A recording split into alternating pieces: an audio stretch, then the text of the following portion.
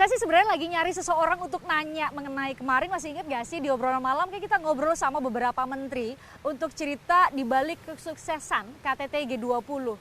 Saya cari orangnya, saya nggak ada di Jakarta. Biasa saya ngajak ngobrol itu di studio BTV kan setiap malam. Ini saya harus datang ke sini, cantik banget ininya.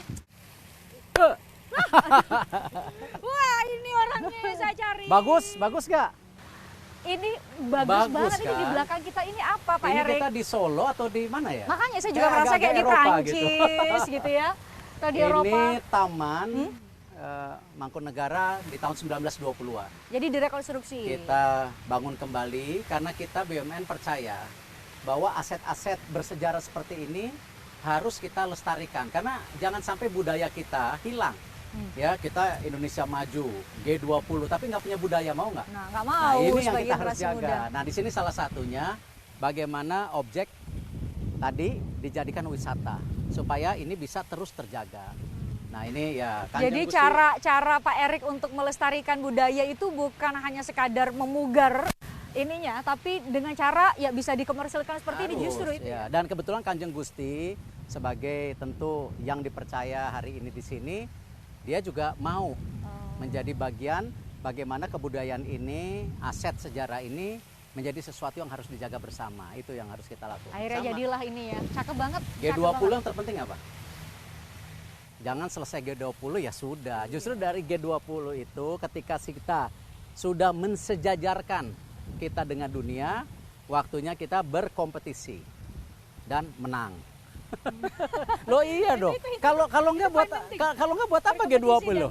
Iya kan? Kompetisi dan menang. Nah, itu sama, Pak Erik. sama. Kita melakukan investasi di Bali saat G20.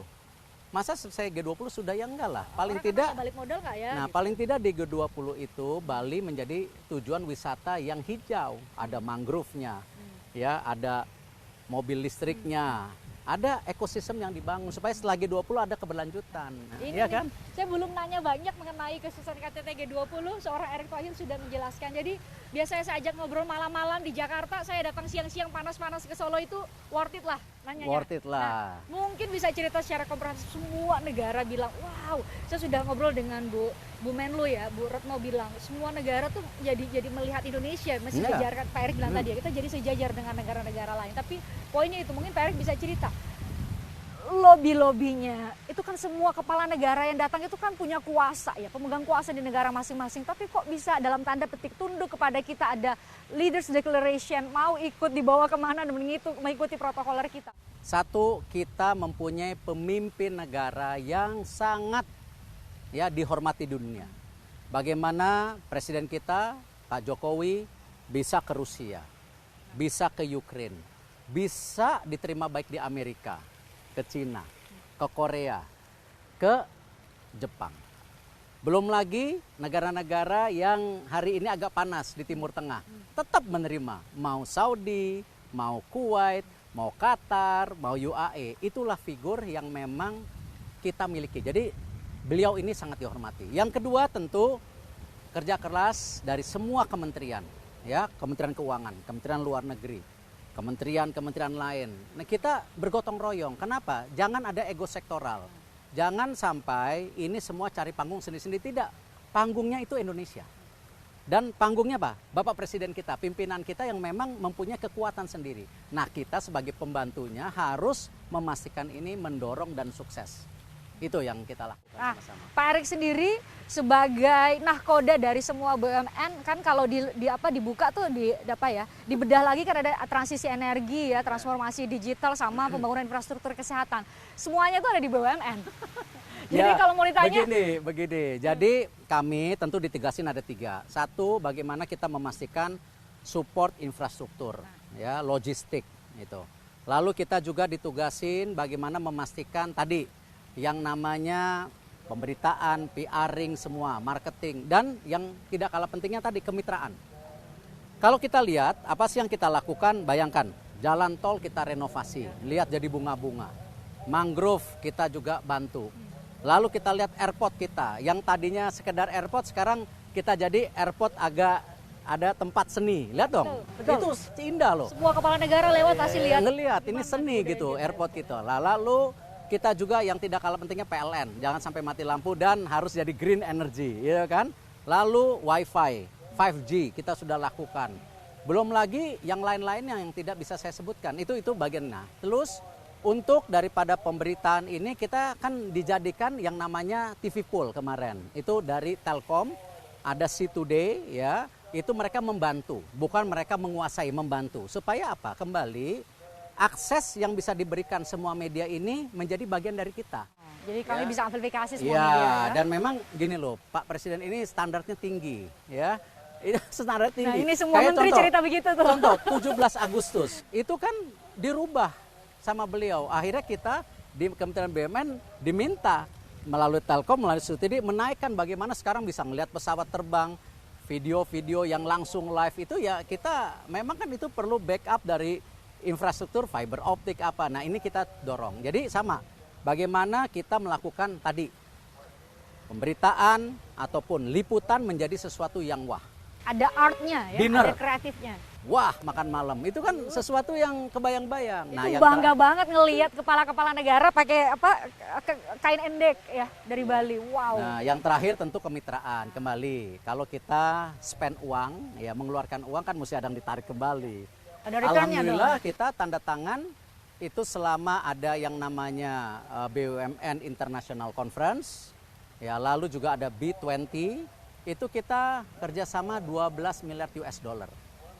Ya, yang paling membanggakan adalah pendanaan air bersih, di mana kita sudah membuat percontohan di Lamongan dan Cilacap, bagaimana kita bisa memberikan air bersih kepada masyarakat. Ya, ini air bersih ini harus kita atasi, nggak bisa hanya ya kasih lihat masyarakat yang kelas bawah justru beli air mahal. Nah ini kan menjadi kenyataan di kota-kota. Nah ini kita juga memastikan air bersih ini juga tidak menggunakan APBN. Bisa nggak secara B2B? Nah ternyata bisa. Dari 2 pilot project ini ada 42 proyek lainnya. Sekarang banyak yang mau bekerja sama. Nah ini kita lakukan. Terlepas yang lain-lain yang tidak kalah penting. Bagaimana energi terbarukan, bagaimana pariwisata dan ekonomi kreatifnya, bagaimana juga dengan logistik, keamanan, kesehatan, dan pangan. Kita lakukan konsolidasi ini. Jadi nilainya luar biasa. Jadi kalau kita invest gitu, ini balik modalnya berlebihan. Wah. Ya, jauh. Nah, ini apakah ini yang menjadi kelebihan seorang Erick Thohir? Jadi menteri sih, ngurusin pengabdian dan pelayanan publik sih, tapi mindsetnya tetap harus profit, harus ada returnnya, dan itu harus marginnya tinggi. Ya dan kembali kan saya Kementerian BUMN ditugaskan ya kan bagaimana menyehatkan BUMN, bagaimana membuktikan BUMN tidak banyak hutang. Kita bisa lihat profit kita dari 13 triliun 2021 menjadi 124,5 triliun. Kemarin belum tutup buku 2022 kuartal 3 155 triliun. Artinya apa? Ini tanggung jawab dan kontribusi kita kepada negara kan jelas. 3 tahun terakhir selama Covid itu 1.198 triliun. Ya, itu pajak bagi hasil dividen. 3 tahun sebelumnya lebih rendah 68. Jadi kita lakukan itu. Tapi kita tidak berpuas diri karena itu juga. Kalau kita sudah sehat, kita harus mendorong yang namanya program ekonomi kerakyatan. Jangan sampai kita terjebak seakan-akan kita ini membangun yang kaya-kaya saja, oligarki. Enggak, kita basicnya ekonomi kerakyatan. 65,4 juta itu UMKM, itu harus kita lindungi. Nah, di mana BUMN memastikan pembiayaan? KUR itu BUMN sampai 92,4% dari 328 triliun. Ini angka yang luar biasa. Bagaimana BUMN memastikan tadi ibu-ibu di desa-desa mendapat juga pendanaan ultramikro 1-4 juta. Ini kita dorong dan ini pembukaan lapangan pekerjaan. Jadi kemarin yang kita paparkan di banyak pihak, BUMN membuka lapangan pekerjaan bukan hanya karena proyek bangun smelter 30.000 yang tetapi justru bagaimana kita membuka lapangan pekerjaan yang secara berkelanjutan. Apakah itu melalui KUR, apa itu pembangunan dengan ekosistem yang namanya petani, ibu-ibu, mikro, UMKM semua. Dan ini 45,4 juta lapangan pekerjaan yang kita dorong. Nah ini yang kita mau. Jadi ada value added BUMN. Harus sehat, harus kaya supaya bisa memberi, mendorong program pemerintah itu harus ya. Ini yang harus kita lakukan itu. Nah, ini yang mungkin menjadi hal yang berbeda. Tadi Pak Erik bilang kan bahwa yang paling penting adalah bukan karena KTT-nya usai, tapi BUMN itu tadi di bagian sebelum KTT G20 diselenggarakan harus support 100%. Ya. Tapi setelah KTT G20 harus juga menjamin atau memastikan bahwa ada keberlanjutan yang menguntungkan tadi narasi Pak Erik yang bisa dijaga oleh BUMN. Saya ingin tahu banyak soal itu, tapi boleh nggak, saya tertarik banget ngejalan-jalan ke sana sambil nanya, boleh ya? Yuk.